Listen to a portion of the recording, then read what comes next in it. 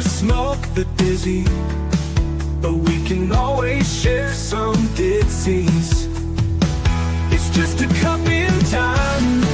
This song doesn't have to rhyme. Life's all of us, not every moment we can be feeling fine.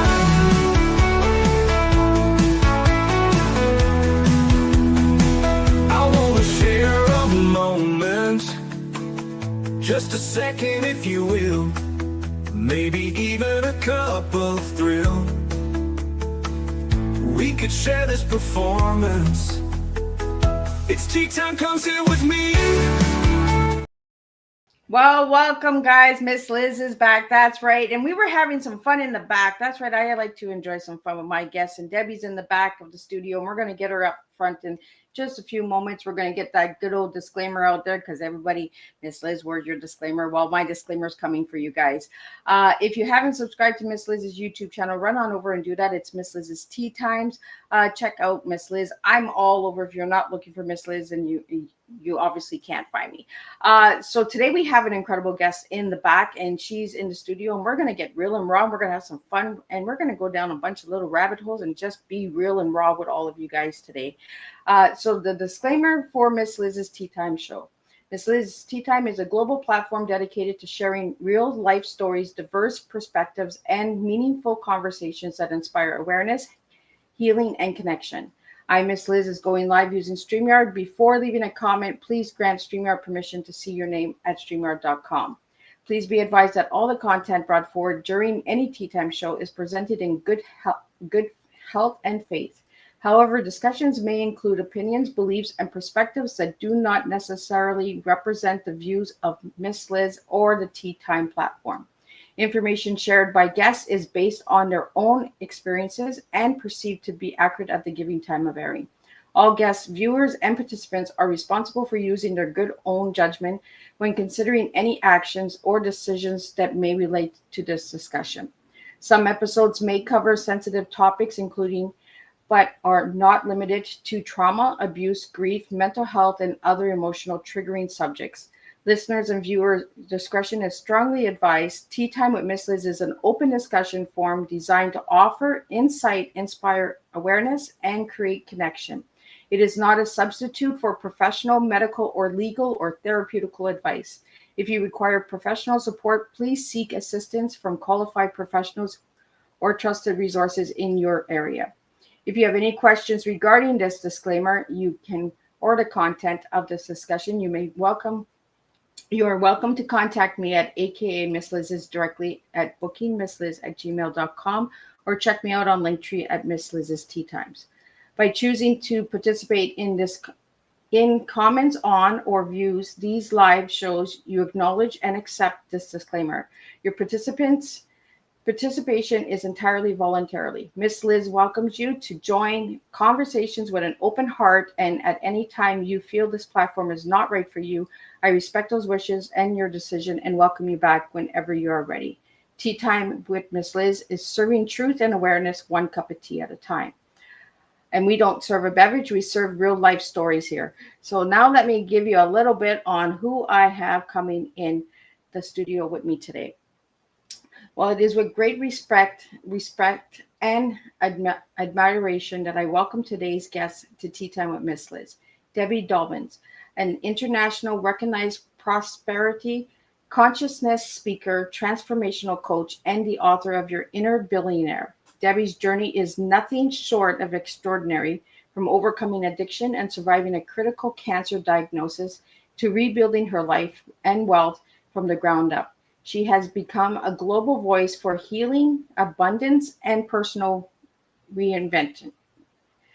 With decades of experience helping conscious entrepreneurs and individuals reshape their relationships with money, power, and purpose, Debbie blends universal principle with practical strategies to support sustainable inner and outer transformation. She is widely known for her dynamic presence, her powerful story of resilience, and her deep commitment to helping others unlock the wealth that already exists within them. Today, she joins us to share her insights on moving from survival to success on every level. Please let me welcome Debbie Dobbins into the studio, and let's have some tea and have some fun. Welcome, Debbie. I love that. While you're doing that intro, the picture is a little bigger so I can actually see the tea, not kettles, but not the tea cups, but the tea server things in the background. They're just beautiful. Yeah, you're in my actual tea room, half tea room now and half office, because the tea room is going, like I mentioned on Tuesday. Changes are good, right? So, and we're going to talk about that today. So absolutely. Yeah. So welcome, Debbie. So tell me a little bit that I haven't mentioned in the intro to the listeners out there, and we're going to start dipping in some rabbit holes and have some fun. Yeah, I actually think I like to just be spontaneous and spark whatever's coming up for me. And what you said was change is good, because that truly is the essence of everything that I teach. It's about changing who we are being currently. And so this is the key to everything that we say we desire in our lives, because we have what we have right now, because how we have been or being from this moment backwards. And we are creating our future in this very moment, And no matter what we're going through, whether we're on the biggest high, we're going through pain, we're going through upset, we're going through trauma, we want to be billionaires or some version of that inside of us. It's about changing who we're being. And that's the biggest challenge for most people, is they want this, which is different than what they've created in their past, because they're not happy with whatever that is. I don't want. And then they don't focus on what they want, what their desires are. And you cannot get something different than what you have now by being the same person. I mean, Einstein said it. You cannot solve a problem from the mind in which it was created. So we're going to have to rewire and then change our feelings, our vibration, our frequency, to allow us to have those things that we say that we would desire. And so this book is about a portal to that very thing, to actually become right now, who you say you want to be. Well, like I said before we went live, Debbie, right? I watched some of the videos last night, and you were talking about the book. That's the one that I was watching, was about the book, about the billionaire word, on how that triggers, right? Because you wanted to trigger people, you know, with that word. A lot of people, they take offense to it, especially if you grow up and you're being told all your life, money is evil, money is no good, money is this, money is that, right? So we have this perception that if we try to change our lives and try to upgrade our lives, that, oh no, don't do that. And I suffer from that. And that's why that episode that you shared last night really hit home for me, because I was just like, ooh, those triggers, right? They refresh. We all have triggers. This is the interesting thing about this experience on this thing called planet Earth, is that we are emotional creatures, like literally. And I was on a crazy podcast with a bunch of bro guys. I was like, I don't even know how I got on here, because this is not my people. This is not my pot. Oh, this is not my podcast. But they were trying to explain to me, this one guy, that men don't have feelings. I said, okay, you do have feelings, because it's the emotions, right, that we're talking about that create the energetic force, the frequency that we operate in. And I said, because he's like, well, I can't talk about trauma or whatever. I said, have you ever been happy? That's an emotion, right? Have you ever been surprised? That's an emotion. We've come to these conclusions that certain things are emotions, and emotability, which is what we do as humans, is that somehow that's bad, and it's been relegated to the female dynamic. That, oh my gosh, if you cry or you have an outburst, it's emotions. And the fact is we all have emotions. What none of us are really paying attention to is that those emotions have frequencies and signals connected to them, and they download into our bodies. And that's where our body then programs this beautiful thing called our mind, which I say is just it's a superior. It's not the artificial intelligence. It's the intelligence that we use, that it's just a computer and a program. So when I say I trigger people, because the universe decided that was going to be my, my superpower somehow, because I don't even go out looking for it, Miss Liz. It's just like I open my mouth and I'm triggering people. I think, oh, okay, that's great. But I'm what guilty of that too. Everybody's like, Miss Liz, you're triggering me. yes, Get exactly. uncomfortable, guys. Like, But you know what?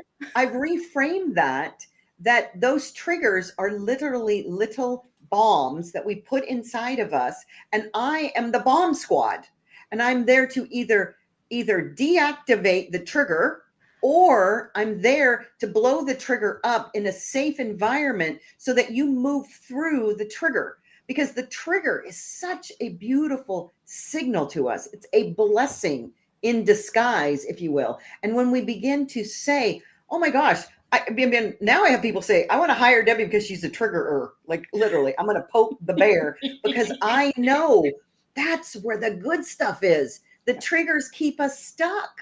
And so when we release all of that, and when I talk about in the book, it's our money stories, right? Because it's everybody talks about abundance like it's money. Abundance is wealth and health and all of this good stuff. But when I talk about in the book our money stories, particularly, it's all these triggers that we have around money that then we react and have a relationship with money that's unhealthy. And then we wonder why no more of it comes to us. Yep. So if we had relationships, say, for instance, in our life, with a partner or something, and we were that needy person that we're texting them, after one date, you're texting constantly, oh, how are you doing, are we going to see each other again, blah blah blah blah, right? That's what we do to money. Like, you're never here, you're never enough, and you're holding on in that needy way. Or you're just like, I don't trust you anymore because you're not, there's not enough of you. And we have all these really weird relationships with money that we believe that's our reality, when the truth is it's just a story that's triggered every time we see an experience, whether it's a late due notice, or it's I don't have enough to pay for the car breaking down, or I've made enough, but I'm at a ceiling. Like, there's so many money stories out there. So if we begin to look at get over yourself, is what I say in the very first chapter of the book, because it's all about, somebody said to me in a spiritual environment, they didn't say those words, but that's what I heard, was get over yourself.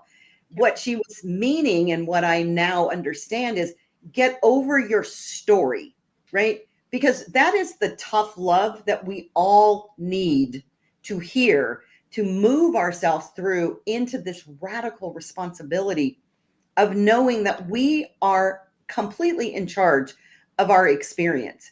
And that's the good news and the bad news. Because if I'm completely in charge of my experience, then when things aren't going the way that I say they should, I can't blame other people. It's my reaction that I have to really begin to examine and be aware of what's creating this upset within me, which is a trigger. Whether triggers are, they're on a spectrum. There's ones that are just like niggling, and then there's the ones that just go, wow, like it'll get you every time. So well, it's like I tell everybody, Debbie, do you stay in the pot? Like when you're making a pot of tea, do you keep that tea bag in there for the rest of your life, or do you take it out? Because if that tea bag sits in there, it's going to get really stale. It's going to be horrible.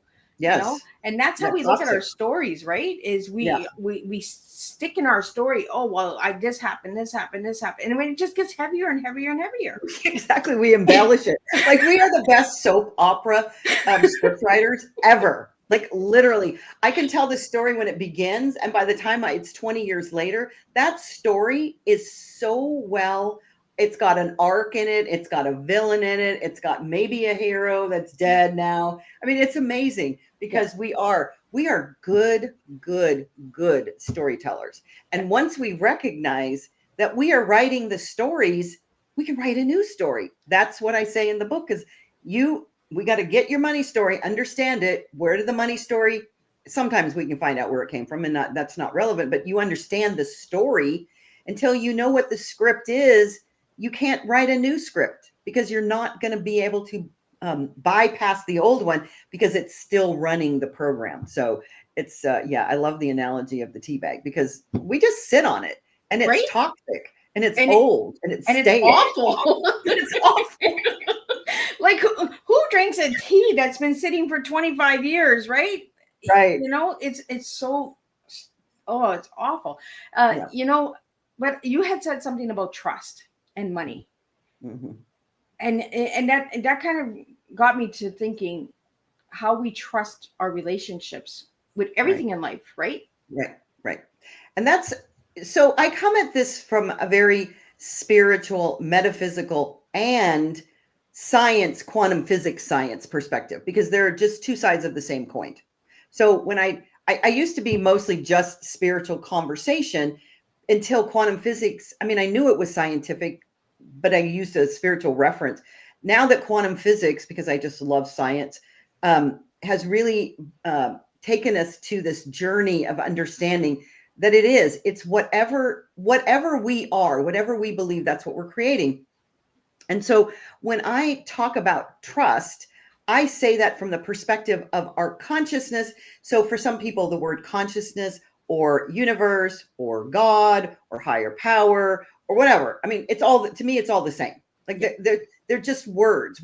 We have used a word to define something that is what I just refer to these days as consciousness, because that is the energy that's everywhere in the entire universe. And so we either trust or we don't trust that consciousness. There isn't an in between. This is the thing that most people, well, I can do it a little bit, but I just, when this thing comes up, then it's too scary. I have to take charge. And I think this is so fascinating because it's that trust, it's that surrender, and it's that absolute knowingness that this is me creating that. In the Bible, it says, you are as you believe. That is such a simple phrase, but it is so powerful, because then if we're not seeing what we want to see outside of us, we have to look inside and say, how am I thinking? How am I feeling? And how am I acting? Those three things are what's creating that experience that we see. And if we decide that we are going to trust this universe, this consciousness, then all these things start to fall into place. That is the biggest juggernaut that people ask me all the time. Well, how do you do that? Well, you do that by practicing it. It isn't as if one day you wake up and go, oh, I'm going to do everything that Debbie Dobbins says, and life is going to be wonderful. Okay, well, let's see. You've got frequency in your body from all your previous feelings and your experiences. You've got the stories running up here, and you have this beautiful thing called your mind that we programmed, that its whole job in life is to run the program the way that we trained it. It's like AI. When you have AI, you have to train the AI. We've trained our AI to absolutely do what we've told it based on our experiences and our feelings around that. And the thing is that we're addicted to the feelings that we have created around all of these experiences. So that frequency is out like a heat-seeking missile, looking for experiences to prove that that is true. Yeah. So the first thing that we have to do is start seeing more of what we want with our version of ourselves, with expecting that good. And that's where the difficulty is for a lot of people, because they still want to fall back into, but my reality is that I'm broke, or I don't have any money in the bank account, or I'm losing my job. And I'm like, okay, this is the most important relationship that we will ever have, is with money. And I say that from the perspective that money is just energy. We have a little thing called a symbol that represents the energy, but it is a direct reflection of how we feel about ourselves. It is the most important relationship because it affects every area of our life. And I've had people try to argue with me about that. And every single time I can take them to the place where it's like, oh yeah, money literally affects every area of our life. And yet, because it's the most important relationship, we treat it as if it is a second-class citizen. And I don't mean the money itself. I mean the energy that comes from the value that we own inside of us. If we have 100% trust in ourselves and our universe, right? Our consciousness, our God, our higher power, whatever it is, then it just makes it so simple. And then we don't have to worry, because I call it micromanaging the universe. When I say, okay, look, I'm going to let go of this much and be trusting and have faith, the mustard seed and all of that. But the fact is that when this stuff over here happens, I'm sorry, but I'm going to have to take the wheel. Like, well, okay. and you said it, Debbie. Money is energy, Yep. But so many people focus on currency. Yes, absolutely. Right? The symbol. They focus on the symbol. On the symbol, Yep. Instead of the energy that it comes right and brings into our lives, right? Right. And it's us that's creating the energy, though. And the problem is that most people don't understand that the energy that we're talking about is circulation. So it's circulation when it comes to money or wealth. It's circulation when it comes to relationships. It's circulation when it comes to feelings, even. If we're not processing everything in a circulatory pattern, then we stagnate it. It's very much like the tea analogy, Right? right? We go back If into we- those boxes. It's back to the Right, box. right. And then most people have a receiving problem. They don't say that, they don't understand that, but everything that they do pushes away all of that energy for good. So for instance, something as simple as languaging, like I don't have enough. When you say that, that simple statement says it's a signal, because we are just an antenna. We are a little antenna. The frequency comes out, and the frequency comes out in language and feelings and actions. So when I say I don't have enough, I am claiming that that is a literal prayer. It says I don't have enough. And the universe goes, oh, she's blocking it again. Shut the valve down. You're right. Instead of saying, I am so abundant, because I look in the universe and I look at everywhere in nature and I see abundance everywhere. And so I know that I am one with all of that. I am one with nature. So therefore, I must be abundant as well. Right. So it's a really different dynamic if we begin to pay attention to the things that we say, the things that we feel, and the things that we do. Exactly, right? And that's how we manifest a better life for ourselves. Yeah. Is by first believing in ourselves, you know? Mhm. It doesn't come from the neighbor, it doesn't come from the spouse, it doesn't come from the child. It comes from within ourselves. And that was one thing that I got last night as well from listening, is the inner journey. We're not celebrating our inner journeys of how far we come in life, you know? Exactly. There's a great book called The Gap in the Gain. And I think I only read probably the first 2 chapters. I do that with books, except for my own. I love my own. I read the front, the middle, and the back, and then if I like it, then I exactly. read the whole book.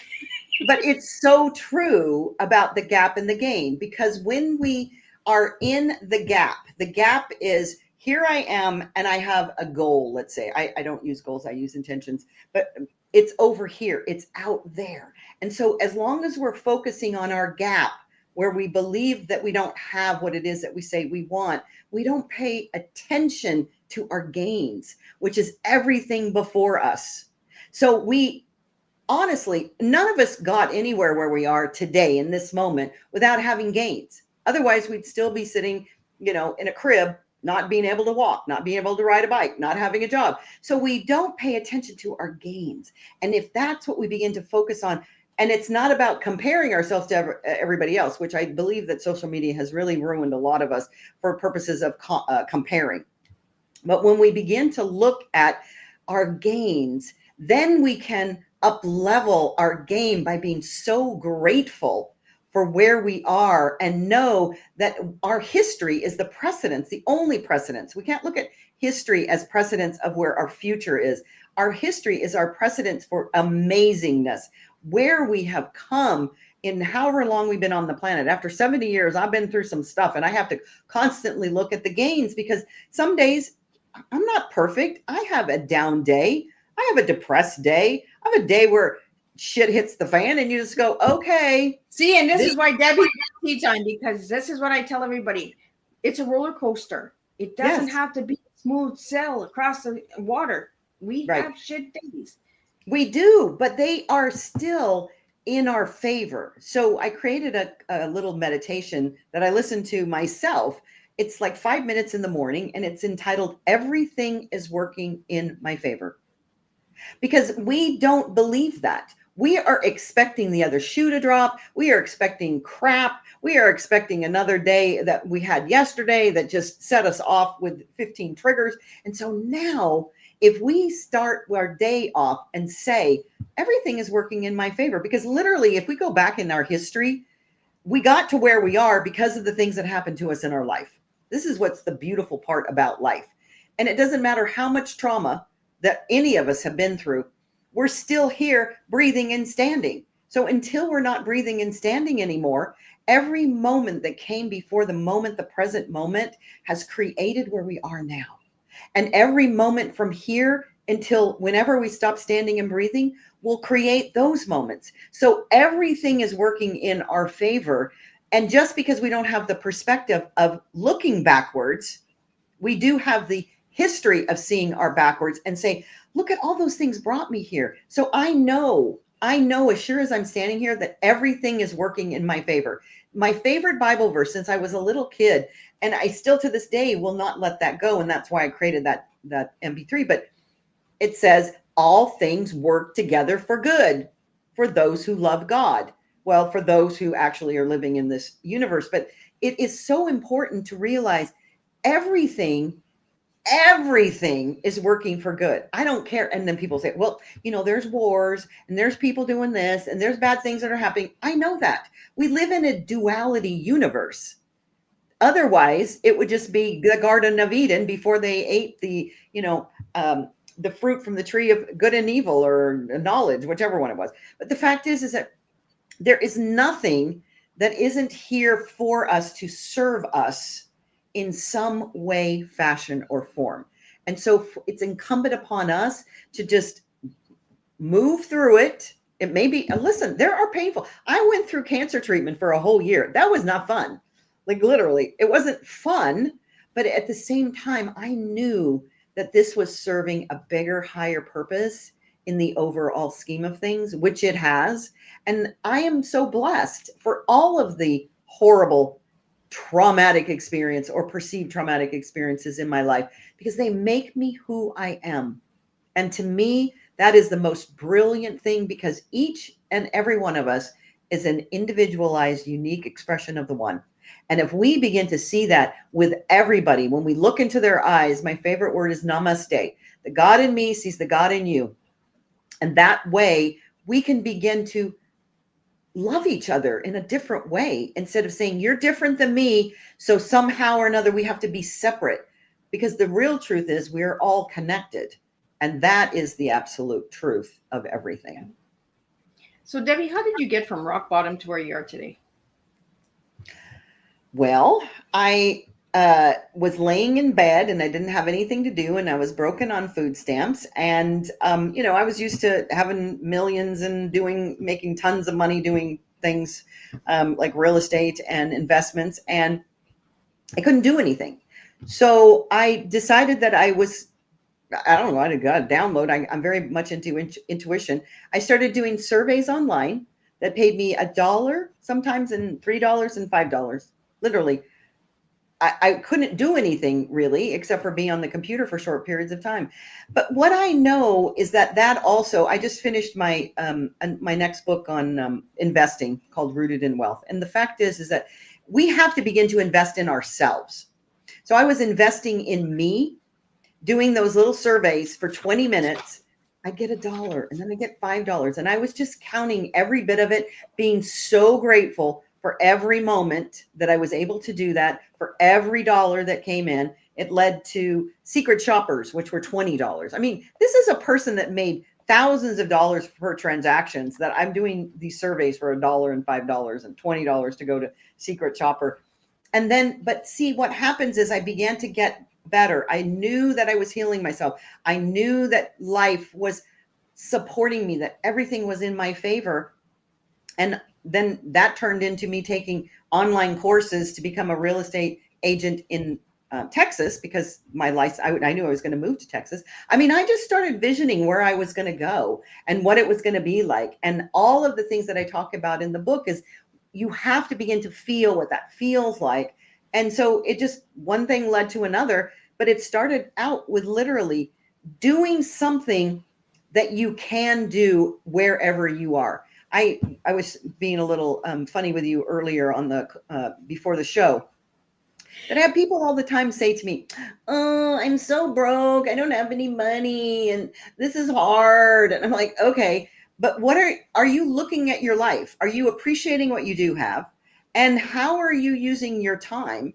Are you doom scrolling on Etsy? Are you, spending time, you're using all of your money for Starbucks coffees? I can't believe how much people spend on Starbucks, to be honest. Right, with you. right. The fact of the matter is that we are not, since it's all energy, what is the energy that we are putting out into the universe to get back the equivalency, right? It's reciprocal. And the thing that has been really interesting to me over time, because I'm a recovering workaholic, is that working hard is not the key to success. Right. Spending energy efficiently is the key to success. So what does that mean? So there is energy output of your physical body. Like I go to the gym and I work out. That's a physical energy. I could dig a ditch. That's physical energy. But I'm also creative. Like I could be, I'm not an artist. I could play a guitar or a piano, or I can sit around. I could meditate for an hour. And the energy that I output as a result of that impacts the planet literally in a way that is beyond measurability. So when I talk about energy, there's lots of different ways that energy shows up in our lives. Being grateful is a different type of energy. It's a high vibrational energy, as opposed to pour me another drink. That is a low vibration energy. So what is the energy that we're putting out that will reciprocally come back to us in form? That is the beauty of knowing that we have the power inside of us to create whatever it is that we desire. Well, when we're doing that pour me, we're wasting energy. We're wasting time where we could take 2 minutes and say, you know what? It is what it is. Yep. Let's figure this out. Yep. Okay, we're going down this rabbit hole or we're going down that rabbit hole, but we're going down one of these rabbit holes, but you have a choice, right? It's a choice. Yeah. Do you play the victim or do you play purpose? You know? Yeah. And you're always in one or the other. You're in victim. I also call it poverty mindset, right? You're in victim mode or you're in empowerment mode. There's only two modes. There isn't like this gray area, because if you really start to pay attention to your language, especially, there's a chapter in the book on languaging that because we're so unconscious. And the very first thing that I share with all of my clients is you have to begin with awareness, because awareness will begin to show you exactly how you are, because we're so unconscious. We have this AI up here that's running the program and we go unconscious, this autopilot, so often in our day that we don't remember to be grateful. We don't remember to pay attention to our language. We don't remember that something's triggering us and we walk straight into that situation and then we're triggered and then we say, oh my God, I did that again. Instead of being aware that these are the things that I'm doing to set up the life that I've created. And if I want it to change, then these are the things that I'm going to do differently. And awareness, it's like being an observer of you. This is what's so beautiful. And our minds, oh my gosh, my mind is so busy. I have the monkey mind of the planet. Right? Literally. I don't want anybody in there because it's too busy. It's too busy. There's like a zoo in there, guys. I don't want anybody in there. Like nobody's in cages in there. Right. They call it monkey mind in the Eastern traditions, but I'm telling you, there's a whole forest up there. The monkeys are flipping, and you know the rhinoceros is a rah, rah. This is crazy. But the fact is that if we really begin to notice and be the observer of our thoughts, because the thoughts are what are propelling us forward, we will begin to notice. And the really great meditation, anybody can do this, because most people don't want to meditate because they say their mind's too busy and they can't turn them off. Start to watch the thoughts and then ask yourself, who gave me that thought? Because all of our thoughts, or at least 90% of them, some people have a 10% gap. That's if they've trained themselves. But most people's thoughts are not their own. Someone has given them those thoughts very early in their life, and then they just keep perpetuating them. And so, I mean, people have said this on situation copies and stuff, saying, I'm my parents, right? I'm my mom, or I'm my dad. Well, but that's really, truly, that's true about so much of our life, is that we are the end result of someone else's thoughts that they have given to us, and we have freely accepted them, and now they're living rent-free in our heads. So we can really become aware and say, that thought, because that goes along with our money stories, that thought came as a result of my upbringing with my parents who never had enough money. And every month the electric guy came and there was this big drama as he turned off the electricity, and my parents were fighting and my brothers and sisters were crying. I mean, those are traumatic experiences. And yet, once you identify that story, then you can say that's not the truth of who I am. It's just a story. The actual experience was I was a kid. The electric man came and turned off the gas. Yes, people were arguing in my family, but that story that we layered on top of it is just the story. We interpreted it and created something that isn't true. It served us because it protected us, but now we can write a different story. And that's what the beauty is. It's the rewiring, right? Yeah. Creating those, the neuroelasticity and those neuro pathways. I used to say years and years and years ago when I was teaching that we had grooves in our brain. I didn't know what I was saying, but now I know they're called neuro pathways, and they literally are they're all fired together. Like if you could see your mind, it's just, it's electric. And that's what's so powerful, is that we are these electromagnetic beings.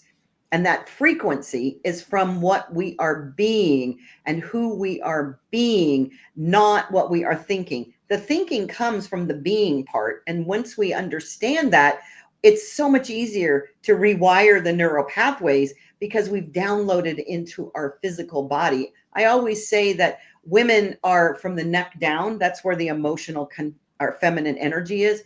And from the neck up, it's masculine energy, which both of them are beautiful and they need to be balanced. And yet with your mind, the masculine energy is analytical. We got to figure it out. It's drive, it's push, it's struggle. We all need that in certain circumstances. I often say what I do is I get up in the morning and I connect with my intuition, which is my feminine energy. I decide how I want to feel that day. I put that feeling into my body, because anybody can create a feeling in your body. Anybody, just sitting in a chair, you can do that. I've proven it over and over and over by doing it at seminars where I say, okay, here's an example of when you find your husband in bed with another woman. What does that feel like in your body? And what does it feel like if you just won the lottery? I mean, you can imagine those things. So I say, how do I want to feel in the morning? I get up. Well, before that, then I ask my intuition, what sacred action do I want to take? Because what most of us do is we get up, we get on the phone first thing before you can get out of bed. We're on the phone, we're checking email, we're checking text, we're seeing how the world is blowing up and having a version of that. And then we launch into life without any knowingness of what our intuition is calling us to do and the sacred action that we want to take next. And I'm telling you, living in that mystery and knowing from my intuition what action to take, it takes so much pressure off. It's beautiful. Well, and like you said, Debbie, like we wake up, the first thing we do is the phone, right? Yeah. Check the emails, check this.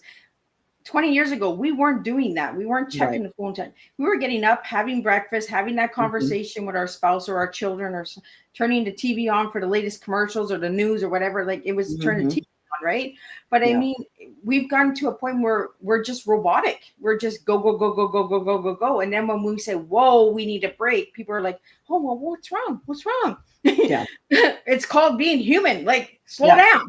Like, get out of here. Yeah.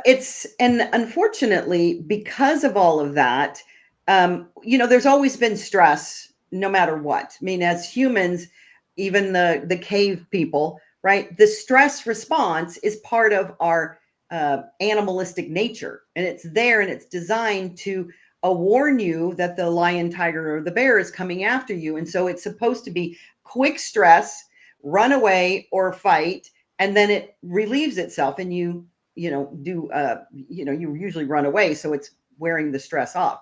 What we have come to, especially in today's society, is perpetual stress. So we're in a constant state of stress. That whole cortisol conversation, the belly fat, the overeating, all of these things are as a result of stress. And so it's really challenging for us to get out of our stress mode long enough to even pick up a beautiful book that says you can have it all, right? Because you're so busy saying, I don't believe it. So sometimes it's just a matter of you have to get a new believer to say, I can create this experience And yes, we have to have those moments of rest, of relaxation, of recharging. And when we don't, we are running on empty. And we aren't doing anybody a favor by doing that. Absolutely. Well, Debbie, I want to get into the book because some of the viewers want to know a little bit about the book, how you got the name, and how long did it take to write, all of that good stuff in there, and what can they find in this book? So I wrote the book when I was living in Mexico last year, in Playa del Carmen, and I always wanted to have a book just sort of flow out of me, which it did. And I've been teaching abundance for probably about 30 years, and I used to teach from the mindset. And after I had cancer, I knew that it was located in the body. And so it just is a different modality to begin to experience being wealthy and abundant. And my first title for the book was Your Inner Millionaire. And then I got an intuitive download that said anybody can be a millionaire. And that's really not that impressive of a title, and nobody's really going to care. And of course, I got the word billionaire, and we go back to the whole conversation about triggers. There's been many, many people say to me, I don't like the title of your book because billionaire. And how did I know January 1st of this year that billionaire word was going to be a trigger for a lot of people in the country? I had no idea. So I think it's, once again, the universe just leads me on a path and I go, okay, that's interesting. So that was primarily the focus, was that I didn't realize that it was a trigger word until after it was published. And I thought, well, that was meant to be. So I'm really excited about that, because it also allows you to stretch, because our mind, it is so limited. It's such a finite experience that it doesn't allow you to stretch. It says, I need to figure out how. And being a billionaire, there's only 700 plus of them in the country. It's a place that most people can't even imagine. But if you can say, I'm going to start on the path, your mind doesn't have an ability to say no, because it says, I don't know how. So that's the title. There's great chapters in there. First one is uncovering your money story. The book is a portal. So the cover it looks like a little I portal. love the cover. Like, yeah. It's like a time travel, right? And that's what I say about Teatime. Yeah. It's the past, the present, and the future. We all time travel. We're all time travelers, right? Yeah. So when I seen the cover, when Kim sent it to me, I was like, "Ooh, I like that." Yeah, and that's what it is. It's if I have one desire, if you will, one vision for the book, is that people will read it once a year, like they have read the Think and Grow Rich book, because by Napoleon Hill, because it's just one of those books that just keeps reminding you that you can be. And there's so many processes in the book that even if you did them all the first time reading it, which most people will read it and then they'll go back and do the processes, that you will absolutely find something new about yourself as you do each one of those processes. That's why I call it a portal, because it just completely reminds you to unfold and to dive deeper into who you are. And so I have 2 chapters on gratitude in there, because that's how important that is. I often say these days that it's practicing gratitude on the go, because if we begin to understand that gratitude is literally the gateway to achieving and being whoever we say we want to be, just bloom where you're planted, life will become magical. And then the chapter on language really dives into some of the things we've touched on today. There's a great chapter on the money date. I was like, what am I calling it? The money date. I really love the idea of a money in there. Yeah, it was like one of those monkeys decided to pull a string or something. The money date, I've been practicing a money date for a really long time. And there's 4 money types that I'm not going to go into on this because it's not in the book, but I talk about it in my courses. That one of them is an avoider, and I've been an avoider. That's my money type. And so there would be a time where I wouldn't look at bills and I wouldn't look at bank statements, because an avoider doesn't want to look at their money stories or their money anything, because if I don't look at it, then it's not there. And a money date, whether you're a saver, you're an avoider, you're a hoarder, any of these money types, it's always a great opportunity to have that relationship with your money. And I find it so fun that some people, when they first start their money dates, it feels awkward. It's like going on a first date. Literally, you're having a relationship with money. So I love a money date. And as I said, there's so many great processes in this book that will just take you so deep to recognize that all of the things that have brought us to where we are, every story that we've ever told ourselves about money is something that's just a story, and we can rewrite that script. And then I've had, literally, I have clients that just take that book, they start doing the practices, and they, double their income in 90 days. They've had people give them houses. They've had people give them cars.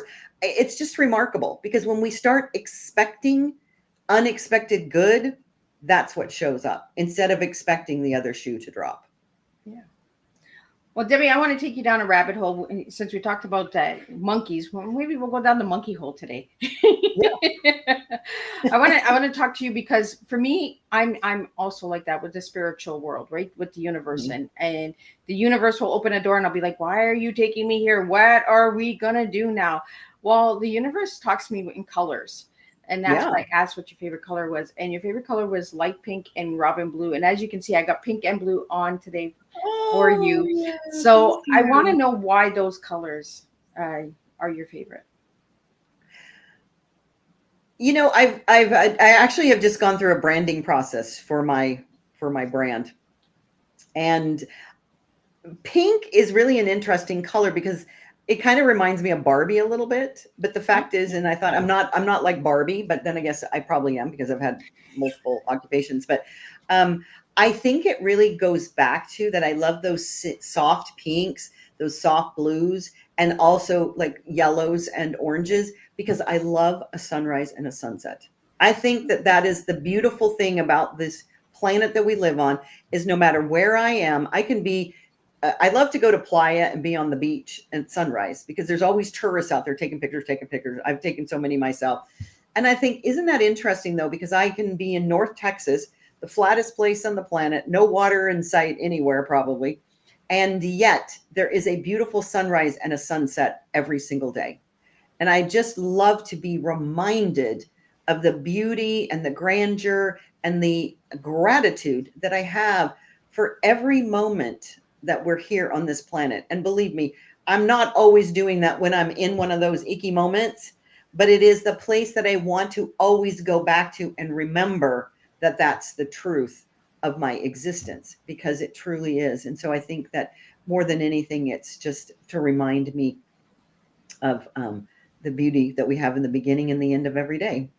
Well, and I think we need those icky moments in life, right? Because when we don't have them, what do we look forward to? If everything is all wine and roses, then where do we grow? Where do new challenges come in? New resolutions come in. If we're always on that same wave, we're not doing anything in life, right? So we need that roller coaster. We need to go up. We need to go down. We need to go in, out, the tea that you gave me was tough, enduring, and enchanting for your teas. Do you want to tell me why you gave me those words? Well, anybody that knows me would say tough. I mean, I have the armor. I got the masculine playbook, and I used to say I was the best man for the job. So like literally, I couldn't arm wrestle or outrun any of them, but I can outwork them and I can outthink them probably. But so I'm tough. And part of that is just, growing up the oldest of 4 children, you just get tough. And that's the armor, but it's the little marshmallow inside. Enduring, I have just been through literally, I mean, if you read the book, you'll see that I've been through the craziest places and done the craziest things and had what somebody could label as trauma. And the fact of the matter is I don't like labels, because then sometimes we stay stuck in the label, but I can endure anything, literally. And I've proven it over and over and over. And it's not something that I wear with a badge of honor. It's just a reminder to me that this too shall pass. And what was the other word? Enduring and what? Enchanting. Oh, enchanting. Well, that's because I'm magical. That's where I want. That's why I went to the tea. You see, there's always a nice flow in tea time, because I always come right back to the magic, because there is a lot of magic if you check out the website. Yes, I am. I gave myself, coronated myself with the title of the Queen of Magic a couple of years ago, because I would always say to my clients, I feel like I'm under a magical cloud. And if you come and spend time with me, you're going to be under that magical cloud as well. And it isn't about that I have the special magic. everyone has the same magic.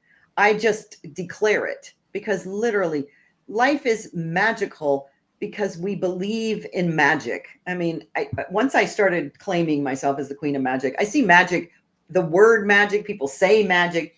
We use the word magic so freely to describe things that are just juicy and delicious. And oh my gosh, they're so out of the ordinary. And that's what life is. I wake up every day and say, okay, universe, God, surprise me.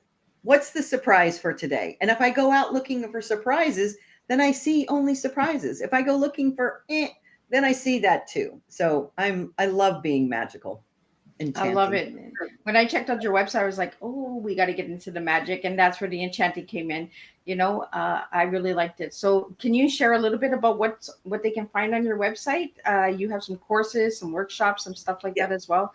Do you want to share that as well, Debbie? Yeah, so they can go on the website and get the book for free, pay for shipping. And there's a couple of fun things on there with the book. So it'll get you on the path. I also have what's called the Inner Billionaire Circle. So it's a mastermind in effect of a group where you can participate. I do VIP coaching. So once again, I always preface it by saying that I am the trigger. So don't expect the coach is like, well, how did that make you feel? I'm like, I want to know that trigger. Right. Because literally it's just, I guess I just was raised on tough love anyways. So it's about really just acknowledging, get over your story and let's move through it. Because I like to be I am the soft person a lot of the times, but at the same time, I am going to trigger people. And the fact is that is where that's where the good stuff is in the triggers. So moving through those sometimes is not the most enjoyable part of what I do for other people. For me, I'm like, yeah, we're hitting pay dirt now. It's like bombs are going off left, right, and center. There's nice fireworks going off and on. Yeah. So they can check out the website, and there's lots of freebies on there. So lots of meditations and things that they can download. It's called thedebbiedobbins.com because I am the Debbie Dobbins.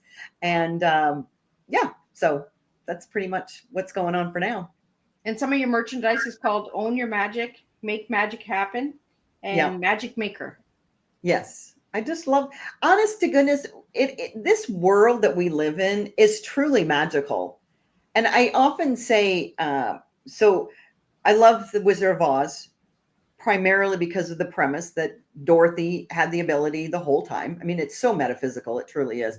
But you look at any of these other stories about magic, Harry Potter, which I'm not a Harry Potter fan, but I know that the essence of the story is that Harry's magic is inside of him. He has to activate what's already there. Merlin the magician, all of these people and all of these stories and the hero's journey, all of those things are always bringing us to that knowingness that everything is already here. Everything that we need is already inside of us. And we are the magic. We are creating the magic of our lives. And so just the idea of magic, I love the word because I also love watching magic. Oh my gosh. I'm thinking if I had another lifetime to live, I would be a magician because I just think that's so fun to watch the sleight of hand. That's what it is. But also the way they, what do they call it? Mentalists that can say that. I mean, to me, we love that surprise. We love as humans, we love that surprise that we call magic, but that is our life. If we really begin to recognize we are magic, we are watching a life unfold with our input and we are co-creating. It's incredible. I mean, it really is just incredible. And that's what I tell everybody, right? Is the magic is within us. Mm-hmm. It's not within the outside world. And we look so much on the outside that we forget about what's inside and forget the magic, right? We're losing the magic within ourselves. So, I really encourage everybody just to look within themselves and check that magic out. I want to take you down one rabbit hole. I found, as I was listening to you, Debbie, you mentioned country music. So country music, is it the classic country? Is it the new country? What kind of country girl are you? I was country before country was cool. Like, Oh my literally. goodness, my kind of girl. Oh my goodness. I'm born and raised Southern California girl, right? And I was dating, this is back in the early 80s. He was an attorney and a bloodstock agent, which just meant he bought and sold racehorses. And I remember driving in this big old, some kind of weird car, and he had AM radio. That's how much I date myself. AM radio country. Because country wasn't cool back then. It was Hank Williams and Loretta Lynn and all of that. And I was thinking, I think I kind of like this music, right? And then I've just been with country music ever since then. And I mean, and so I love modern country to the point where it was probably a couple of years ago. I was with my niece in California. She was in her 20s at the time. And she said she was going to some concert for some country western singer that I didn't recognize. And I said, oh, isn't that going to be, fun and blah, blah, blah. I said, but I don't think I've ever heard of them. She goes, Aunt Debbie, that's new country. I'm like, okay, let me tell you, sister, country is country. Right. So I love good country western music. And you know what I do with country western music? Because it's like poetry, is that a lot of the songs that are love songs in country western music, I just flip them that I love myself, because I recently went to Playa del Carmen for my birthday and married myself. That I love singing the lyrics, but hearing myself say I'm in love with me, or that God's in love with me instead of, a partner, because we don't love ourselves enough. That's one of our biggest problems as a human species, is we don't have enough self-love for ourselves. So I love country western. I mean, I love all kinds of music, but country western will get me every single time. Thanks for asking. Well, as soon as you said that, I was like, that's Barbara Mandrell. Exactly. That just kind of gives our ages away, right? But oh my God, yeah. You know what? That kind of tells everybody, that even back then in the country music, the women did not believe in themselves because of the songs they were writing. Absolutely. Right? My man, I got to stand by my man. And we're like, we were cool. Like, come on. Well, who was it? Luke Combs, because I got Luke Bryant and Luke Combs mixed up. But he's this guy, he's just a normal guy, a little on the pudgy side or whatever, but he's like in the every person man. But he says, what is his song? He says, what would I be doing if I wasn't doing this? And he did, I think it was Luke, whatever, did a documentary or a little thing on him. And he was asking him, this is what I recommend that everybody really begin to pay attention to, is if you weren't doing this, what would you be doing? And if you're doing what you love, and it doesn't necessarily have to be like, I want to be an actress and I'm, working in a factory. It's about, if you bring whatever bring your authentic you to whatever you're doing, so that you feel happy every minute that you're doing whatever it is until you get to the next place. Because, he said he would play a honky tonk and he plays huge stadiums now, but he's doing what he loves. So how do we show up in the world, and how do we be this authentic self that we know inside of us who that is? We've covered it up with so much people pleasing, but I really truly love that one country western song, because if I wasn't doing this, I would be doing this, because that's really the essence of being happy. So Debbie, what final message do you have for all the viewers out there, and how can they reach you?